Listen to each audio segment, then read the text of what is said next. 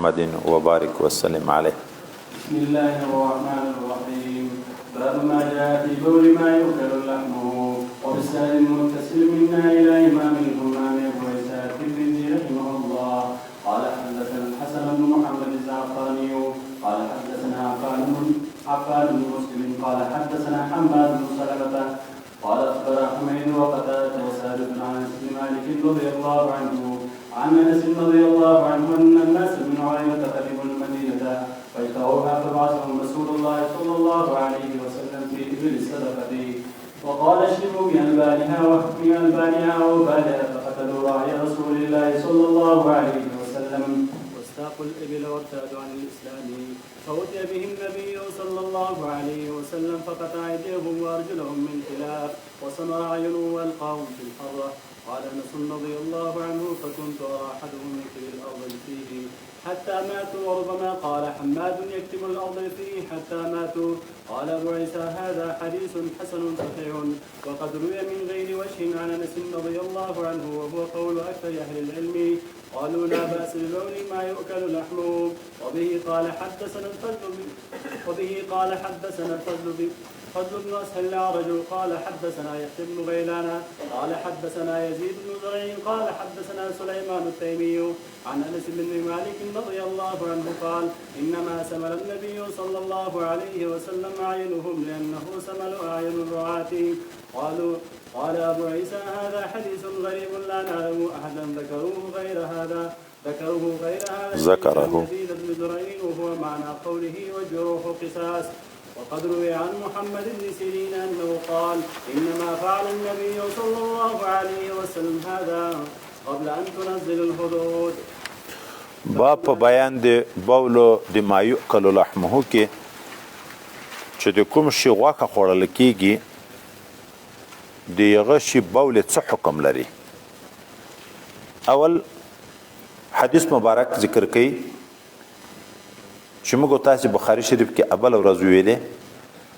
یو ډاله راغله چې اکثره د عرنیین وو ورسره د عقل د قوم ورسره موجود وو د اکثریت په نسبت عرنیین قیاس نه نقل کیږي. مدینه منوره ته د اسلام اظهار وک په مدینه منوره کې چې څه شپې وکړي د مدینه منوره آب و هوا د دې د طب موافق نشوه نو مرض ورته پیدا شو او مرض د دستو او د خېټې پړسېدن دا ورته پیدا شو.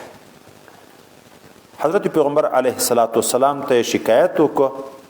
چې بخاری کې موږ تاسو ویل چې ورته ویل چې موږ خو زمیندار نه وو موږ کوچیان وو. نو نبی کریم صلی الله علیه وسلم دی ولېږل په ابلو د صدقې کې. اصلا دا اوخان دو قسمه وو. یو د حضرت پیغمبر علیه السلام خپل د کور اوخی وی چا د غنیمت په مال کې د برخه وه یو د صدقې د بیت المال وی ځکه کله نسبت کېږي شپانه د رسول الله صلی الله علیه وسلم ته کله د مال د صدقې ته او ټول د دغه سره لاړ شه الته په غره کې چې اوسېږئ د کوچیتوب زندگی به مې وي خو د دغه اوښو شودې چې کوي ظاهره بولیم چې کوي ظاهري به یوارې خبره وکړو بولې چې کوي هغه خلک چې الته لاړه څو شپې دغه معالجه وکړه چې د اوښ شودې چکل او بولې چکل و وجود صحتمند شو مزي شو قوت پیدا شو نو ناشکری شروع کړه د دین واوخته مرتد شو او شپون د پیغمبر علی السلام شهید کو او کی وتی توله چې پیغمبر علی السلام ته حال راغی د شان سړپ سی ولېګل او پریګستان علاقه کې چې تیږي وي او بو مو بچینو الته ویني و نو د دې سترګې د اور په سلای ورړاندې کړي په اور ګرم کړي سلای ورته سترګې ورپړاندې کړي لاسونه ور پرې کړه او به پیغ ځای کې پرې خو دغه چې د وینې تر بيدې د ډېرې تند نه په تیګو خلې لګولې په دغه حال کې دی مړ شو. دا ظاهره د حدیث مبارک الفاظ او د جزئیات په لحاظ اول دغه خلکو ته حضرت پیغمبر علیه السلام د علاج لپاره د اوخو د شودو او د بولو د چکلو حکم وکړ. د دغه ځای نه د مدعا ثابتي بول ما یوکل لحمه چې نبی علیه السلام د اوخو د شودو او د بولو دواړو یو قسم حکم ورته وکړ چې که نو شودې پاکې دي بول هم پاکې دي. مدعا د دغه ځای نه ثابتي. خو دغه ځای کې چې عین حال کې وګورو بول ټکی راغلی د حیواناتو لوی قضای حاجت روس وړې بولې دا روس هم د بولو حکم لري که نه چې څوک بولې پاکې بولي د ده حدیث په تقاضا آیا روس هم پاک بولي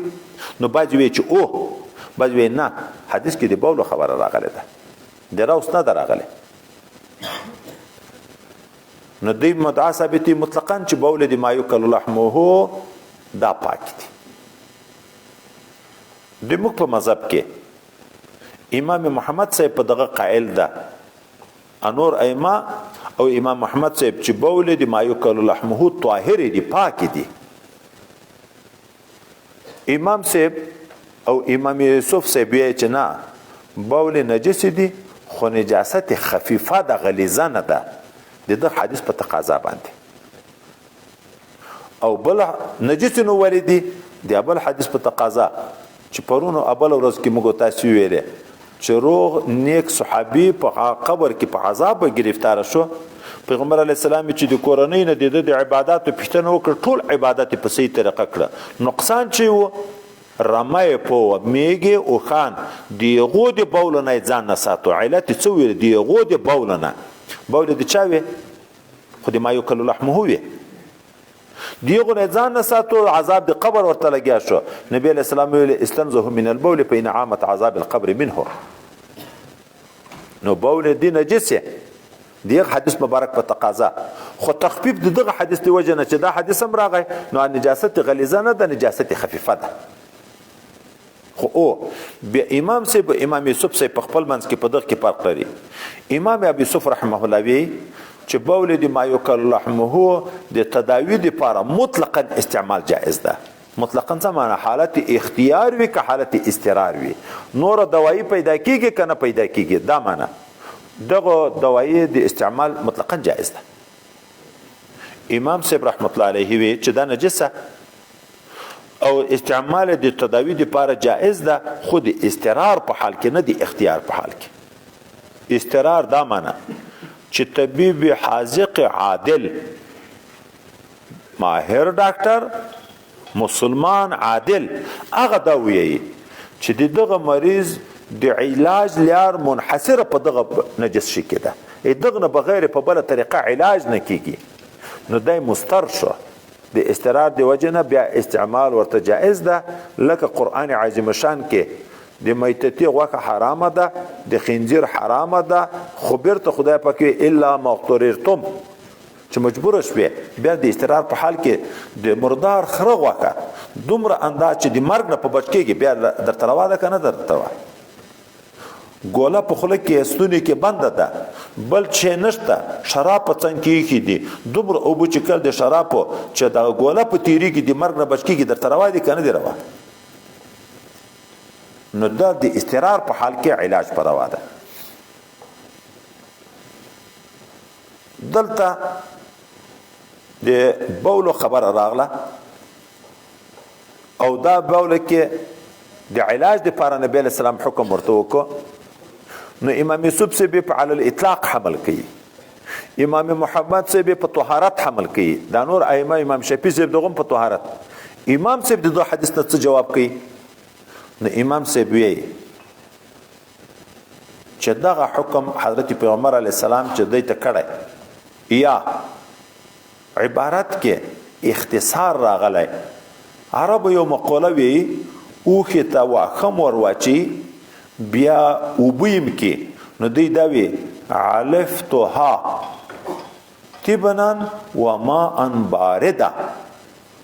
ماء بارده علف ورته ویل کېږي واښه ورته ویل کېږي نو څنګه د عبارت کې تقدیر ده علفتها تبنا پروړه مې ور واچوله واسقیتها یا واشربتها ماء باردا سړی اوبه مې ور وچکلې. نو دلته نبی علیه السلام دوی ته داسې ویلې اشربوا من ابوالها، تاسو چې کله کوي د من البانها د شودو دی وکنه وعتلوا بابوالها، او ځان ککړوي استعمال خارجي چکل نه، ځان ککړوي په بول باندې. دوم یا دا د امام سبی چې که حمل شي په چکلو بیا په مجبوریت باندې حمل ده. حضرت خدای متعال پیغمبر علیه السلام ته په واحد معلومه که چې د دې علاج په دغه کې ده، او په بولو د اوښ کې دا اثر هم ده. د معدې یو قسم میکروب دی، جراثیم دی، د یو د لپاره مفید دی. دې مرض هغه مرض و، دغه نسخه و د علاج، ځکه پیغمبر علیه السلام ورته اجازه وکړه. اوس نو ذاتي موږ ته تقریبا مسائل حل شو. اول حکم دی بول دی ما یکل لحمه، په ضمنن د دغه مسلې په بیان کې موږ راکو چې د نور ائمه پاک بولی، موږ احناف نجس بولی، خو نجاست خفیفه. دوم علاج په نجس شي باندې څنګه ده، دغه حکم هم ضمنن ذاتي د دغه بیان معلوم شو چې امام صاحب د استقرار په حال کې جائز بولی، استقرار، او امام یوسف صاحب مطلقاً جائز بولی. خو او امام یوسف صاحب په بوله کې خبره کوي، په شرابو کې نه،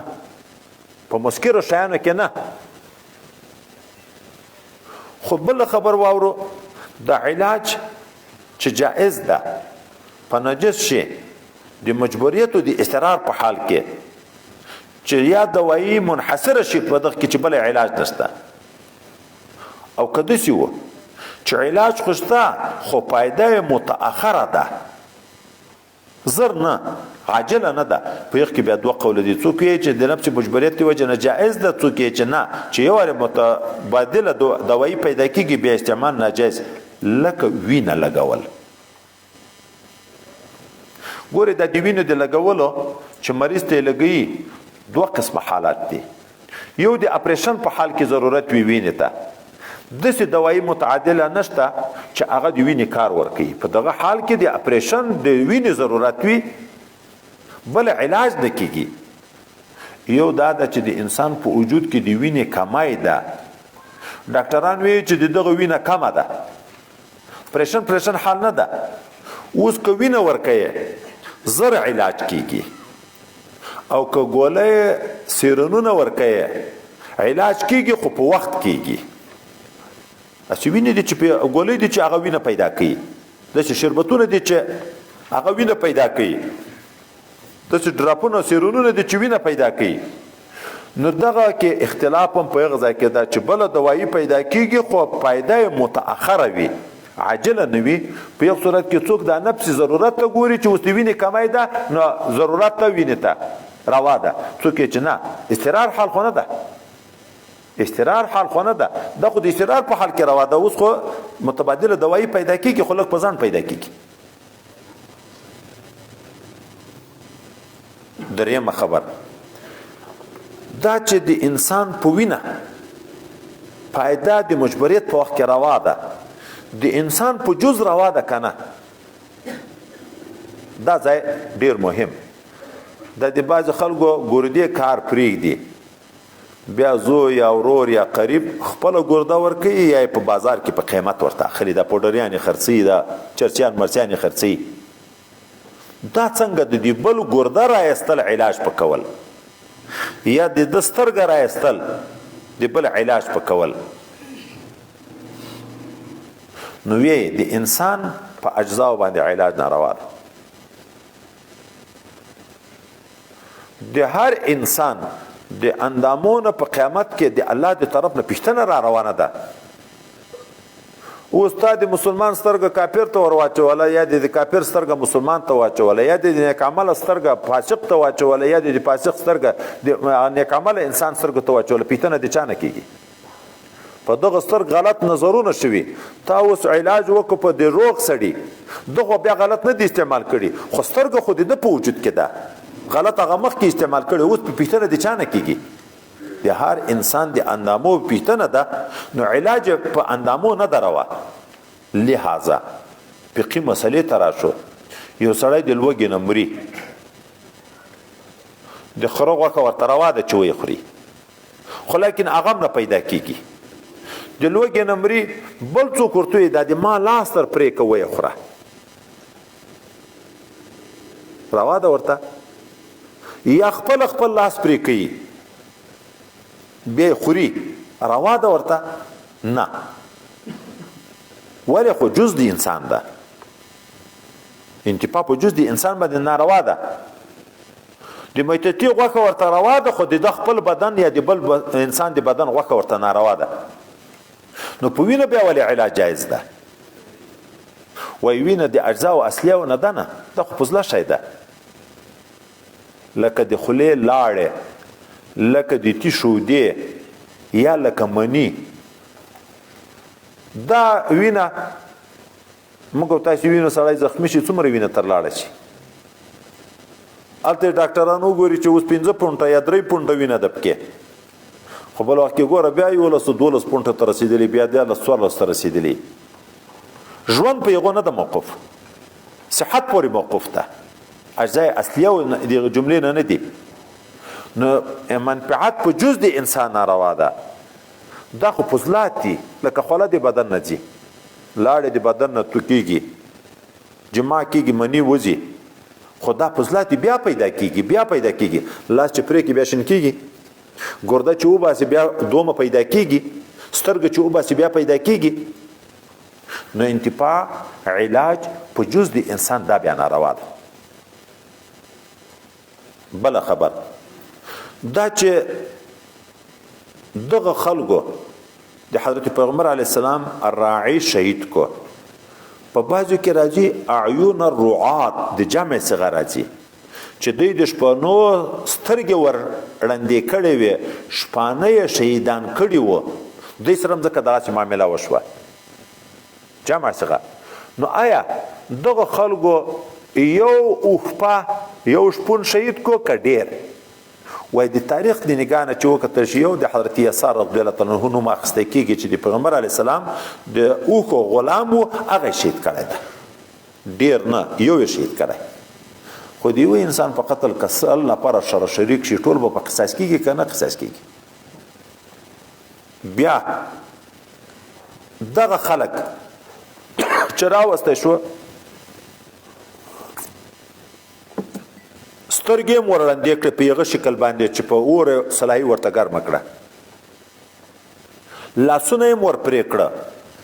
او هلته یې پرېښوه چې پسې مړه شوه دا د سترګو ړندول مسلطوب ده دا روا ده نو دا چې نبی علیه السلام کړي څوک ویایي چې په تر دغه وخته پورې حدود نه و نازل نو لهذا د نهي عن المصلح حکم نو راغلی رواو یو څوک ویایي چې مطلقاً مصلح منع وه خو د انتقام په صورت کې ان اعتدى علیکم فاعتدوا علیهم بمثل ما اعتدى علیکم قصاصا روا ده چې دوی داسې معامله کړې وه نو قصاصا ورسره وکړی شوه او موږ تاسو خو بخاري شریف کې ویل چې نبی علیه السلام بیا حکم د صدقو کوه آینده کې منع وکړه چې قصاصا به مصلحتوب نه کوئ اوس په دغه ځای کې بیرته بیا یو بله مسله شروع کړو آیا د قصاص په صورت کې مماثلت ضرور ده په هغه طریقه د مرګ او کنه مرګ به په کومه طریقه وي دا نور ائمه وی چې د تا قریب چې په کومه طریقه چا وژلی و ته هم په هغه طریقه وژلی شوې خو که ناجایزه طریقه نه وه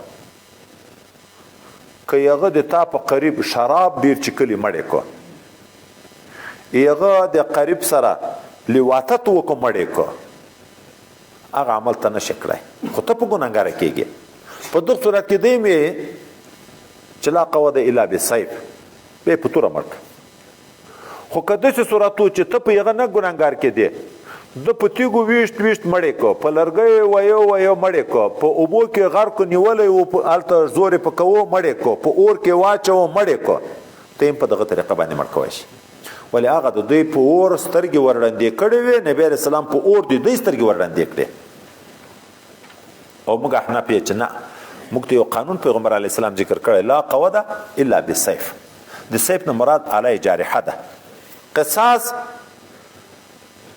که مطلب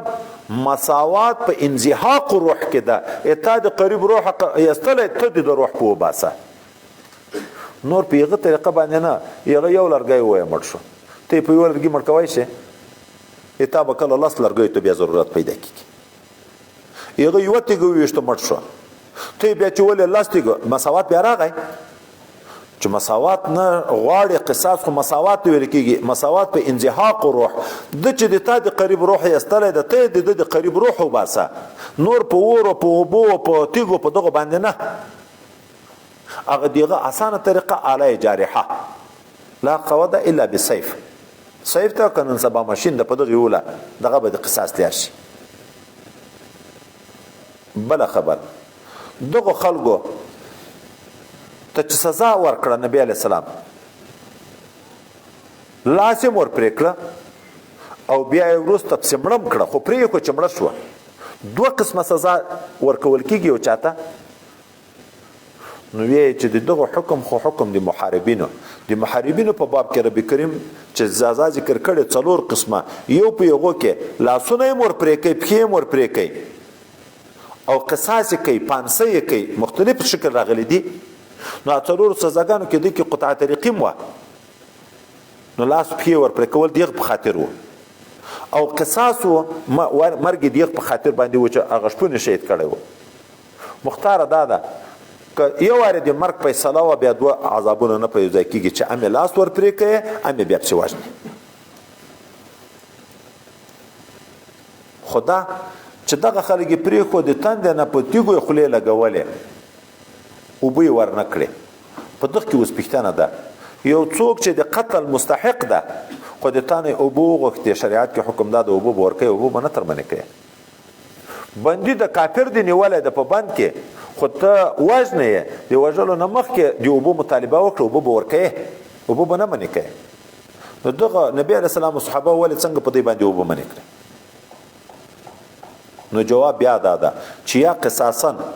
دی اوخی د رسول الله صلی الله علیه وسلم بوتلې چې دیغه اوخه شودې به پیغمبر علیه السلام او د کورنۍ چکلې په یوه چکل بند کړه د شودو دې باندې قصاصا چکل دی اوبو بند کړه او یا اسانه ښه جواب مخکې مو ویلې پر ریګستان علاقه کې دی ویني و غره لمن کې ویني و غره په لمن کې آلته قصاص کړه پیغ ځکه وبوي نو چې وخت خو وینه چې واره نه کړې کوای نه ورکولای بیا به تا اعتراض کوو چې خو حکم خدا ده چې هغه د مرګ لایق دم چې د تانه وبو غړي وبو بنه منه کې خو وبو وینه چې وبو نه وینو دا د دې طرف نه څه تعدا او ظلم نشته چې د مطالبه دی وبو کړه او وبو ورنه کړې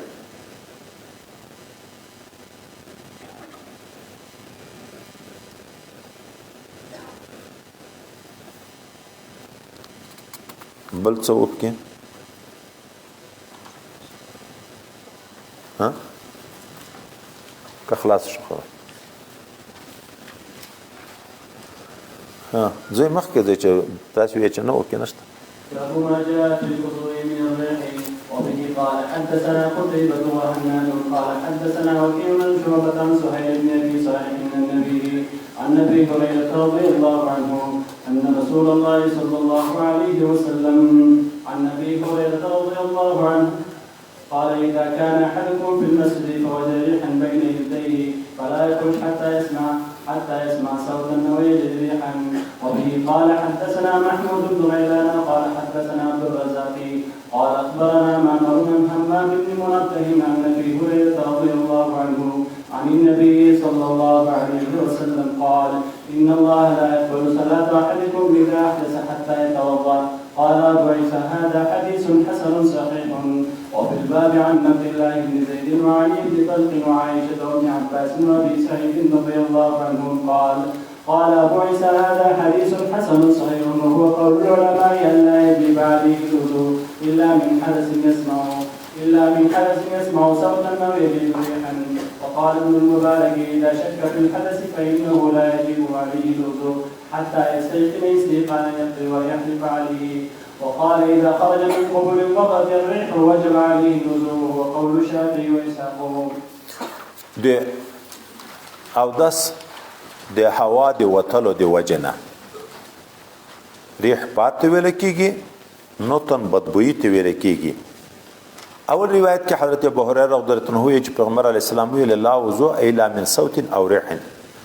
نشته اودس مگر هم د صوت نه ده یا د ریح نه. د ریح نه دلته مراد بدبوئی ده. ریح واسطه باد ته ویل کیږي هوا ته، خو دلته مراد بدبوئی ده. د بدبوئی نه دا دوم روایت کې حضرت پیغمبر علی السلام یې کله چې یو د تاسو په جماعت کې وو او د کوناټې په مابین کې څه هوا محسوس کړه، نه دی وځي چې ترڅو پورې صوت نه اوریدلای یا بوی نه محسوس کړای. دوم دریم روایت کې بیا بل طرف ته دام ده چې حضرت پیغمبر علی السلام یې خدای پاک د چال منز چې به اودس شي نه قبلې چې ترڅو اودس دی کړای. بیا اودسیا په صورت کې به اودس کې اوس د بیا اودسیا په طریقه کې خبره راغله. بعض خلق دا په ظاهر حمل کوي، لکه د تقلید په مسله کې دی عالم واقع په شمس المقلدین کې چې موږ لیکل ده چې ډیر وخت دغه هوا خو به وته یقین به مو چې وته خو بوی مملکه محسوس صوت به نه و نو ما اودس نه کوه. دغه کنایه د تیقن نه سړی اودس وو خو بیرته بیا د بدن نه هوا وته نه وته که شک و د شک په صورت سره یقین نه ځایل کیږي اودس نه ماتي او که یقین و اودس ماته. خو د یقین دغه لیارې دي چې یا غږ واوري یا بدبویي محسوسه کی، خو خصوصیت دغه نه د مراد. ولې یو سړی به کوڼ یو غږ به نه اوري، د یو سړي به قوه شامه خرابوي، بوی به نه لري. هلته به یقین وي چې د بدن نه هوا ووته خو غږ یې نه واورېده یا بوی نه کو محسوس او یقین هم ده په خروج د هوا باندې اودس نه ده مات. دا ماته دا خو خبره کنایه ده د تیقن نه چې یقیني اودس مات شو. بیا خو دا دوم حدیث ته چې خدای پاک بیا د بیا اودس سړي لمونځ خو بیا نه قبلوي، اودس خو بیا په فرض ده. خو یو هوا وتل دی یو اختلاج ده، دغه کې فرق ده. کله انسان خېټه کې درندوالی نه لري، مخیا نه د هوا نه پازابي نه د قضای حاجت نه پازابي، خو دیغه باوجود دا مقعد کې د بدن نه چې شی وځي دغه لیار کې داسې حرکت راشي، دغه حرکت ته اختلاج وایي. موږ تاسو د مالو د دغه غاړه حرکت وینو کنه چې کله کله غاړه کې هم حرکت راځي، دغه اختلاج باندې اودس نه ماتېږي. اما که هوا یې ور یقین شو نو بیا اودس مات ده. سبیلین مخ لوری او شا لوری چې د دغه نه معتاد شی اوزي، اور جوابي چای، لوی جوابي چای، هوا دا ټول معتاد شیان دي چې دا اوزي اتفاقا اودس په ماته. خو چې شک په خبر په شک کې د پیغ صورت کې اودس نه ماتېږي. اوس دغه هوا معتاد لیار خو د شا لوری ده چې د هغې لیارې نه ووته اودس مات. که د مخ لوري نه هوا ووته د نر او د ښځې اوس فرق ده. که د نر د ذکر نه هوا ووته په دغه اودس ماته که نه وای نه ده مات. ځکه دغه هوا د نجس ځای نه ده راپورته شوې، هغه د ګند ځای نه چې هوا راوځي یو اثر د نجاست راووت نو اودس په مات ده. او د مخ د لوري نه لیار هغه معدې ته د قضای حاجت ځای ته نشته نو دغه ته اختلاج بیا ویل کېږي. نو د مخ د لوري نه د ذکر د انسان نه چې هوا غوندې شی ووت اودس ته په ماتېږي، غیر معتاده. او که د ښځې د مخ د لوري نه هوا ووته نو که ښځه مفضاته وه مخه یا د دواړو عورتینو په مابین کې پرده کله وشکېږي نو عورتونه سره ګډ شي اوس نو هوا د مخ د لوري نه راووته خو په واقع کې د معدې نه راپورته شوي اودس فرض ده اودس مات شو او که اودس د باندې مخ د لوري نه هوا وتلی بیا خو اودس نه ماتیږي لیکن چون کې دا مفضاته د عراق نشته نو شک راغی چې دغه محل نه خبره د شال لوري نه احتمال پیدا شو چې دیغ د لوري نه به د هوا راغلی نو اودس په لازم د اودس پکې مفضاته خزه په هر صورت کې اودس کوي یا پرجی او یا احتیاطي اما سړی چې د مخ د لوري نه څه هوا تر وته پیغ باندې اودس نه ماتیږي اما د شاد لوري نه چې هوا وته چې یقین شو په خروج د هوا باندې اودس ذات ماته کلګ وی کډیروي کلګ وی کډیروي صوت واورې شي کنه او بدبوئی محسوس شي کنه کنه د تيقون چې تيقون راغی لا وضوء کې حصر چې دم الا من صوتين وريحين دا د هوا په باب کې د څه نه د چې په بل شي اودس نشته لوی جواب چې وکم نه اودس نشته وړي بولې وکم اودس نشته نه د هوا په صورت کې پښتنه ده یعنی د هوا چې شک پیدا شو اودس ماتيږي کنه ماتيږي نو لا وضوء الا من صوت او ريح چې د هوا کې د یقین شو چې د بدن اوته اودس ماته چې یقین دی نه ویني اودس نه ده ماته باب الوضوء من النوم وفيه قال حدثنا اسماعيل بن موسى وهناد بن محمد بن عبيد المحاربي المعنى واحد قالوا حدثنا عبد السلام بن حرب عن ابي خالد الدلاني عن قتادة عن ابي عائلة عن ابن عباس رضي الله عنهما انه راى النبي صلى الله عليه وسلم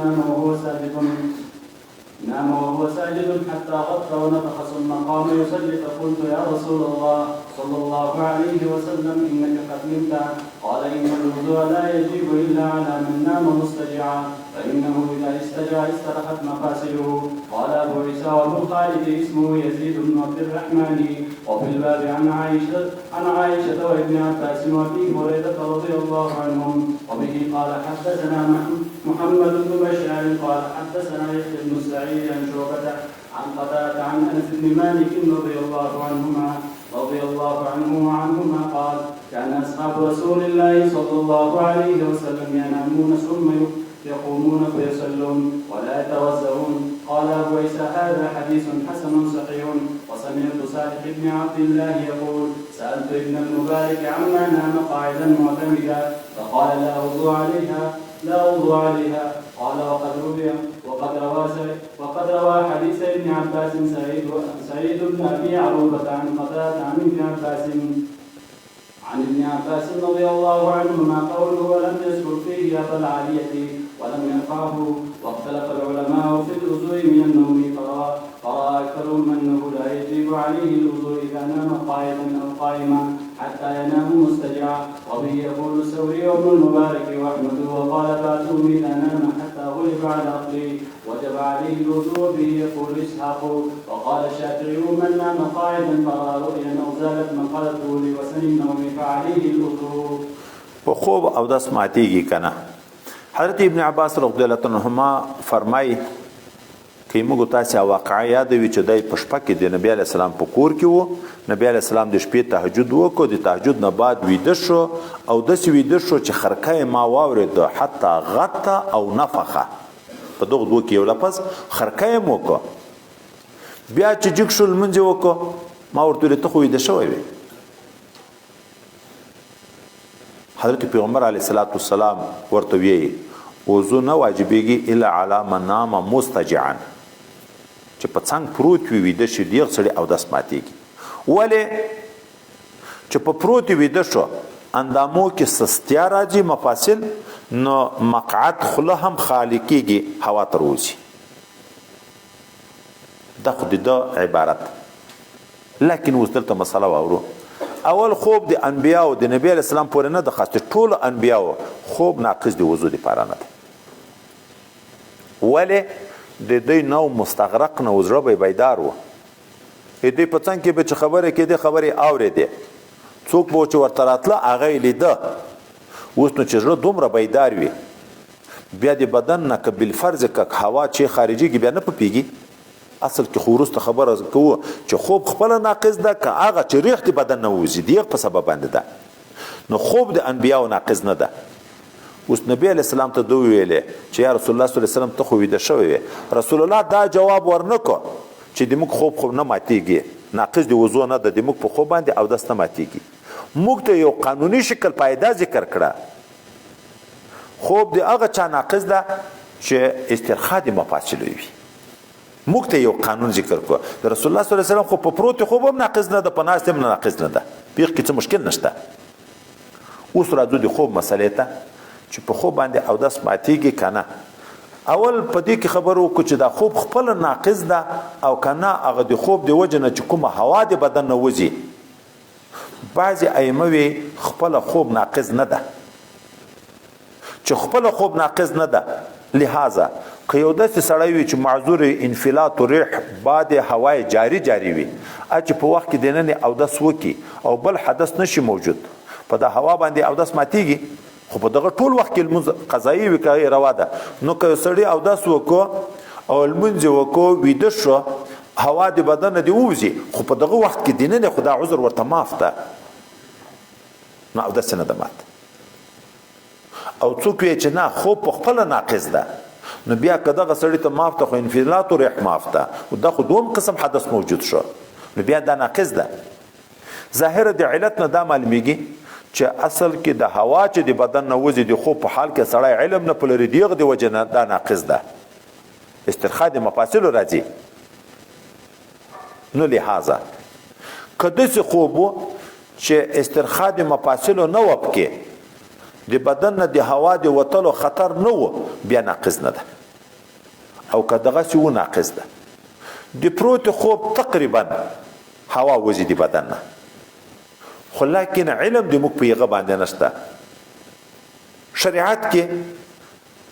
کله علت شي یو شی وي خو په هغه علت باندې علم نشي راتلی نو سبب ظاهري قایم مقامه وګرځي د سفر په حال کې موږ ته روژه خوړل روا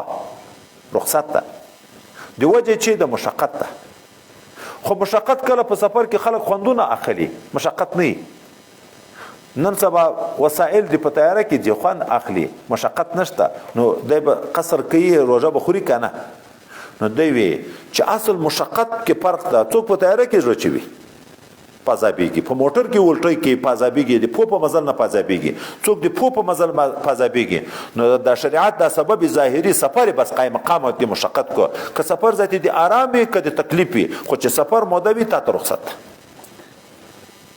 نو دلته هم دا خوب سبب دی وتلو د ریح ده په یغه ریح باندې علم راتلای نشي چې د بدن بعد هوا د خوب په حال کې اوت کنه اوت نو دغه خوب قائم مقام ده چې څنګه ویده شو خو په داسې طریقه چې ویده شو چې استرخاء د مفاصل و نو هغه او د سمات لہذا که په ولاړی څوک ویده شو یا په هيئت مصلي د رکوع په حال کې ویده شو یا د سجدې په حال کې ویده شو یا د قعدې په حال کې ویده شو د دغه سړي اودس نه ده مات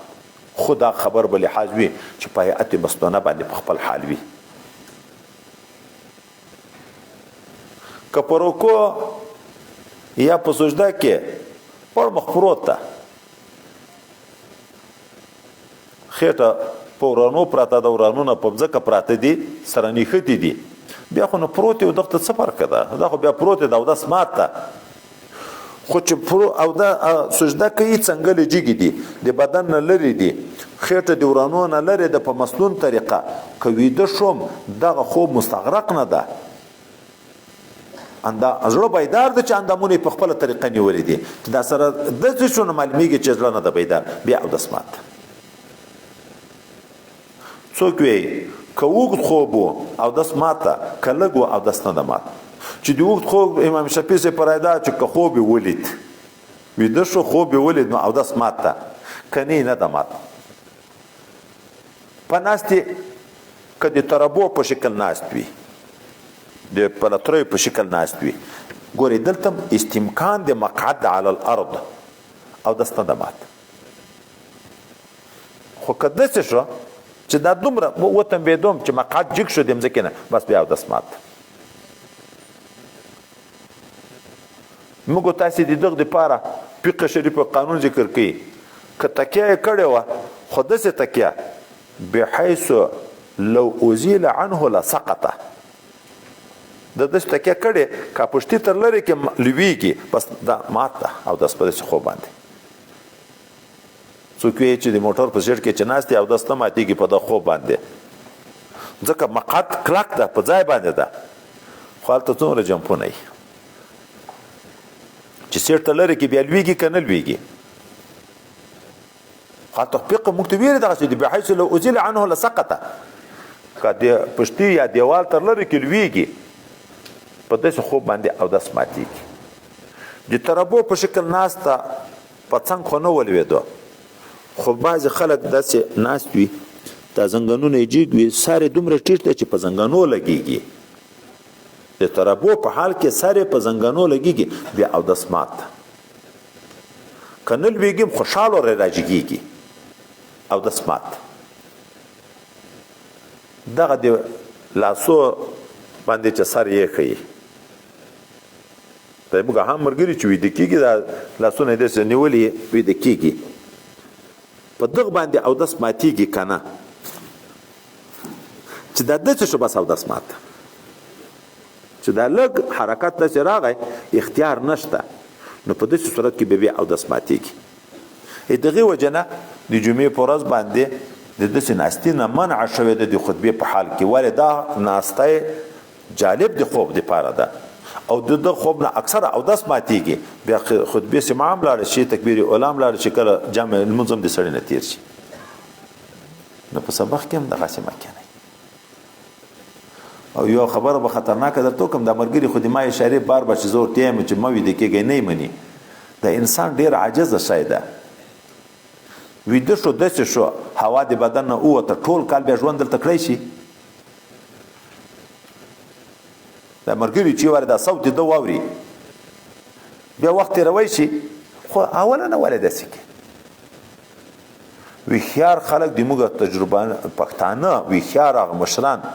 په مجلس کې وایي سړی باید نشي ویده ګورې هغه دا ویښیار دي اوس ماخستان ده ماښام ده په پروت دی هلته څوک ویده کېږي دی خواته غږېږي لمانځه خبره خو نه ده خو انسان په خپل حال ده سړی دغه شي ته هم باید لحاظ وکړي دا چې سبق تېرېږي خو یو غم ده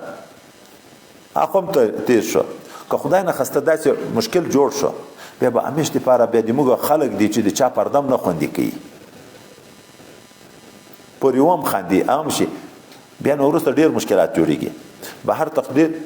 خوب چې د استمکان په حال کې وي چې سړی مطمئن وي اودس نه ماتېږي بیا که په تربو باندې ناسته که د تشهد په شکل باندې ناسته اودس نه ماتېږي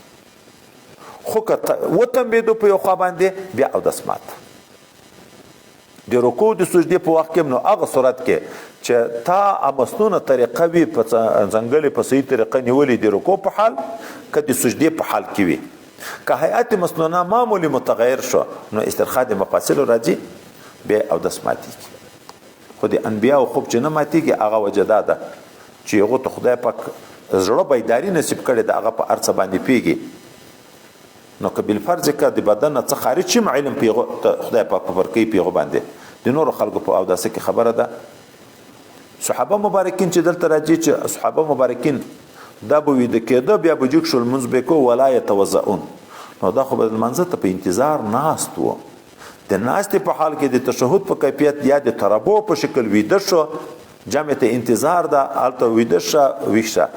ویده شه ویښ شه نبی علیه السلام به راووت بیا به په جمع ودرېدو خو د استمکان حال و چې مطمئن ناست وي هغه خو په ناقص د وضو دپاره نه ده او کله مقدمه د خوب نه وي صرف سترګې معمولې لږ پټې خبره اوري سر باندې درندوالی راشي نعاس پریشانۍ موږ ته کیفیت خوب لیدل کېږي خو خوب نه وي خوب ناقص ده چې زړه ونیسي ادراک ختم شي چې ادراک ختم شو ذاتي په ځان هم نه د خبر دی بل خبرې چې نه اوري ځان په کیفیت باندې هم نه پوهېږي بس